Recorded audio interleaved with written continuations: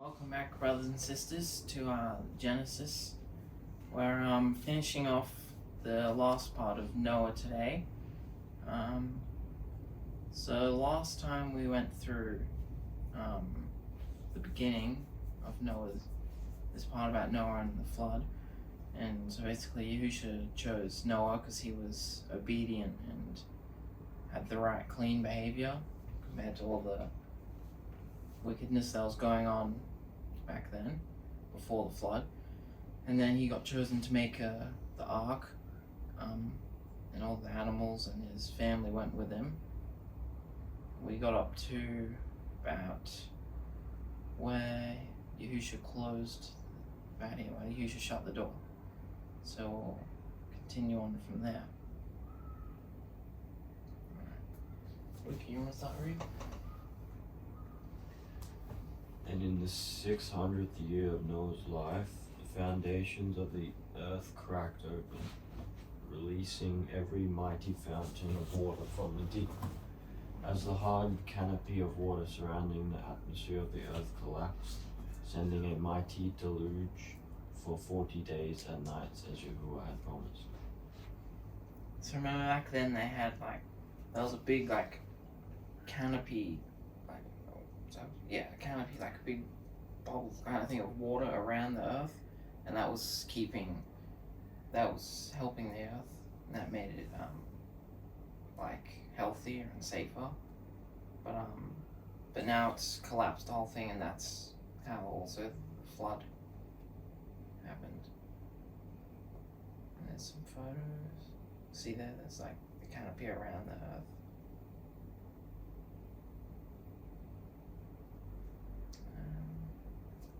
You want to read that one as well? And the flood of waters rose up, filling the earth with water for nearly a year, covering even the highest of the mountain tops by over 10 meters, as every living creature upon the dry land was drowned. But Noah and his family were delivered in the ark as it moved about on the surface of a shoreless water world. So the flood only lasted about a year while the earth was flooding. And then it says, so it covered the whole, because over 10 meters of the tallest mountain, which is, it's pretty high. Isn't tallest mountain now Mount Everest? Yeah, 9,000 meters tall. Something like that. Something like that. So it was pretty tall. So no one was able to escape with that. Noah and his family and all the animals that were on that ark, they were the only thing alive after that. He's making a point that it's global, isn't he? Yeah. The global flood didn't just destroy wickedness, it preserved mankind's pure bloodline from becoming extinct, polluted by Nephilim. This was the great abomination that offended Yahuah so greatly, the destruction of his pure image represented in mankind. So, since Satan and his demons came along and they ruined the pure bloodline, and there's only few people left, Noah's family, pretty much. And that's why he's been chosen to go, so that it can continue on a pure bloodline and keep going. Micah? Then Yahuah thought of Noah and his family inside of the ark with all the birds and animals, and caused a strong wind to blow across the earth, calming the waters both from the sky and from the deep. And the flood began to recede steadily. But the ark still floated for another 5 months after the rain stopped, until it finally rested on top of the mountains of Ararat. Ararat. You can read that part? Me? Yeah. Most agree that the ark rested on the mountains on the exact day Yahusha was resurrected from the dead, over 2,300 years later. Deliverance by belief in Yahuah through the waters of cleansing.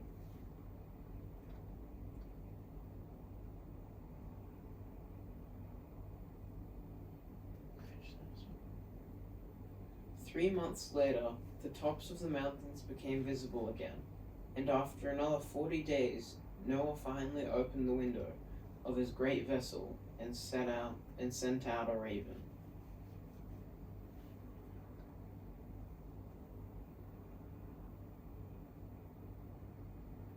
And Pina? But it kept returning to him because there was no dry land for it to rest upon. Then Noah sent out a dove to see if the land was dry enough. But the dove kept returning to him also, for the water was still too deep. Noah waited another 7 days, and then sent out the dove again. This time it returned to him with a freshly plucked olive leaf in its mouth, and Noah knew that it was finally time. So waiting another 7 days, he sent out the dove for the last time, and it did not return to him. So,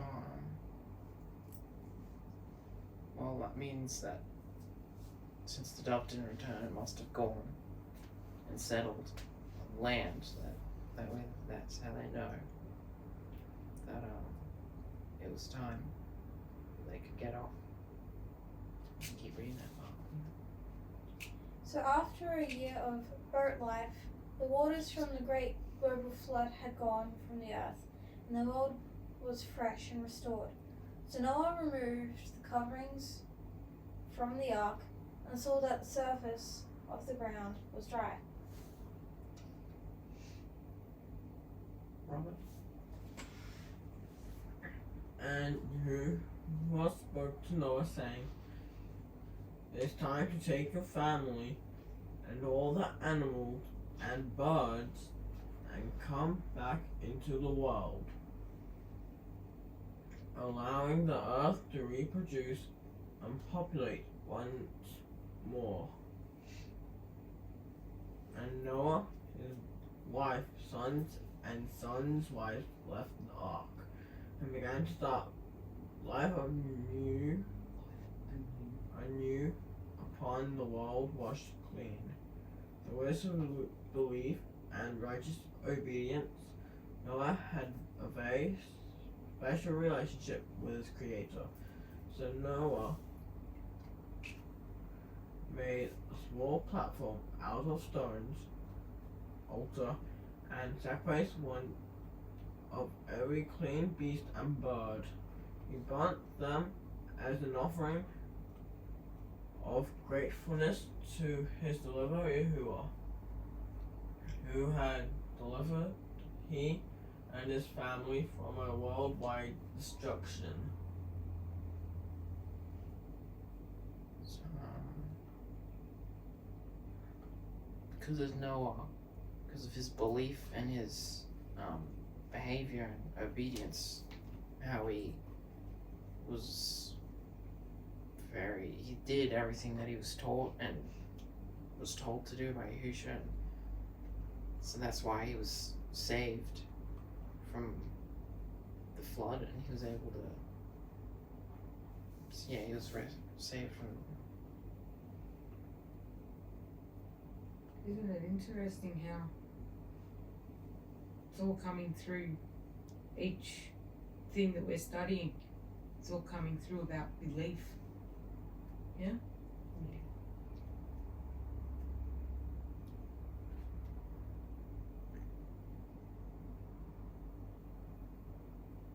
I think that's where Noah's Ark was. And we can still see it today.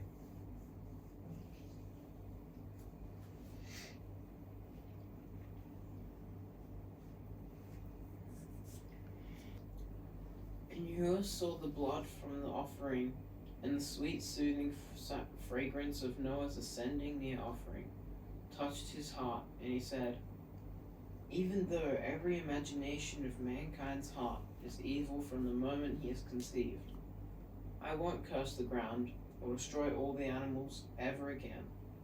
For as long as the earth remains, so will all the days and seasons, summer, winter, seed time, harvest, and the 7-day cycle will continue in my perfect order. Then Yahuah spoke blessings of instruction and encouragement over Noah and his family. Go and have lots of sons and daughters, and fill the earth again. Every clean animal and bird, and creature and fish, now fears and dreads you, for I have given them all over to you as your food, just as I gave you the green plants to eat before. So now they before they didn't really eat like animals and stuff. They were all mainly just eating plants. But now they're being told they're allowed to eat. They've been given the animals to eat as well. And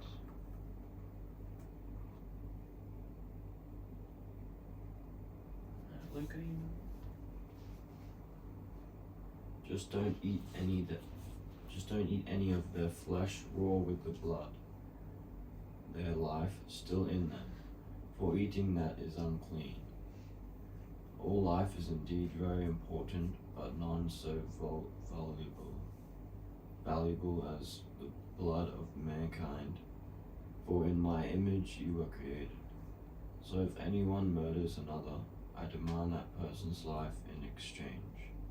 And today I raise up my blood covenant of deliverance with you, Noah, and all your descendants, all the generations to come, and with every animal, bird, fish, and creepy creature that I, Yahushua, will never again destroy all life on this planet with a flood. And here is the outward sign of that promise, the rainbow in the clouds. Every time I see that rainbow in the sky, I'll remember my blood covenant with you, Noah, and with every living creature.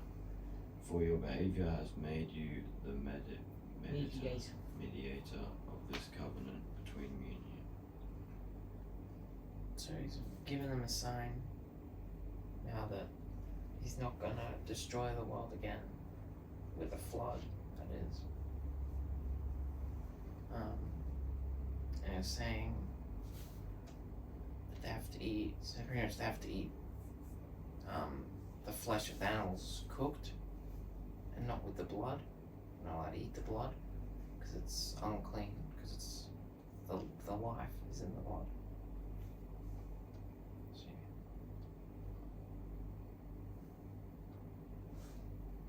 this covenant agreement of Yahuah's restraint was one-sided in that Yahuah would keep his promise whether mankind obeyed him or not.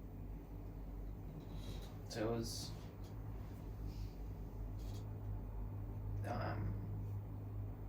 Yahushua was still he made this promise even though even now no one obeys him in the world today, and but he still kept his promise.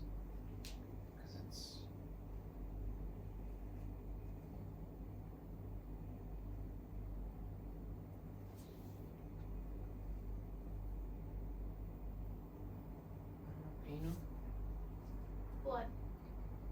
Even though every living creature was okay for food, mankind could not eat the blood from an animal.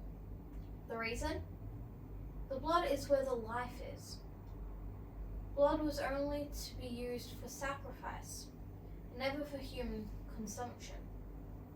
For blood, the seat of life, was simply too set apart, divinely radioactive, for mankind to be allowed to partake of it. And we see that the importance of blood is carried over from animals to humans. For murder, the taking of human blood is specifically forbidden. Notice that Yahuah hands the duty of dealing out justice for the murder of a human over to mankind now, previously he dealt with it himself, and he dealt with it very differently, because now we see that a man who kills another man is to be himself killed by other men. Remember the penalty for murder when Cain killed his brother Abel? It was banishment from the presence of Yahuah, who even went so far as to place a sign over Cain so that others would not be tempted to take matters into their own hands and harm Cain. Mere separation from Yahuah was sufficient punishment.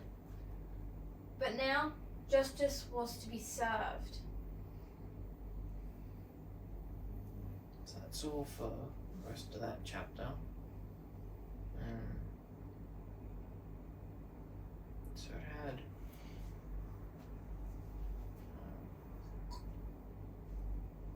what I got from it was that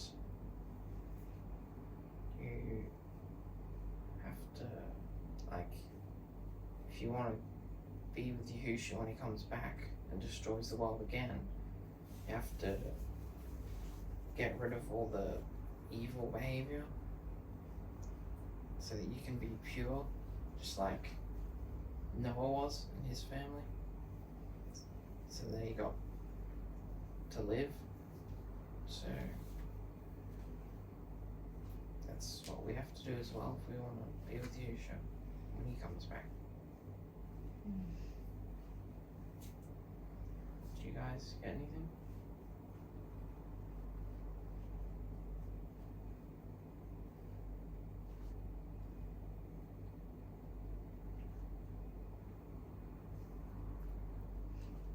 Lena?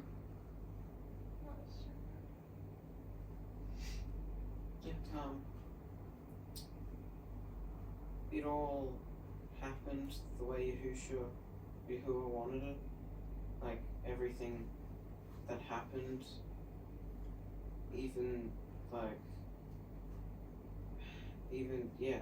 everything happens the way Yahuah wants things to be done, and no one can change it.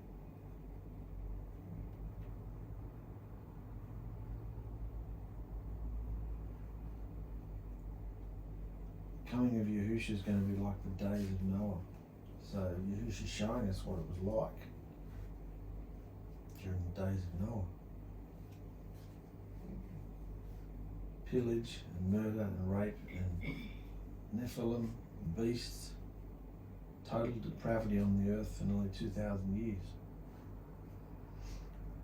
And what's been happening on this earth for nearly 2,000 years? Same thing. That same thing. And Noah and his family were delivered. And Yahushua said it's going to be just like the days of Noah.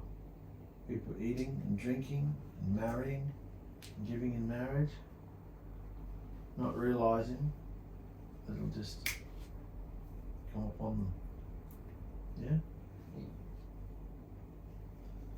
So it's very close. You can see all the things happening in the world. In the midst of all this insanity, Noah decides to build a boat.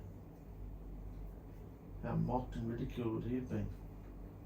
They'd never even seen rain before. And you're building a boat. You're nowhere near the water. You're an idiot. But he believed. It took him 100 years to build it. They weren't laughing when the rain came though, were they? No. Does this strengthen you all? I mean, it's the same creator, same Elohim Yahuah that we worship now, isn't it? He says something is going to happen, and it happens. A message the other night was talking about the sea of glass, remember? The fire, that he destroyed the earth with water the first time, and he's going to destroy it with fire. So whenever we see the rainbow, what do you think of? His promise. Yeah. Yahusha's rainbow. So, very, very exciting to see that in his time, Noah was the only one standing as a representative for Yahuah. The only one being a priest in his community, his home. Yeah? And that's what we're called to be. Like he was. Because fire is a coming. Yeah? So. Good, Joe. Very interesting. Thank you for watching, brothers and sisters. See you next week. Right.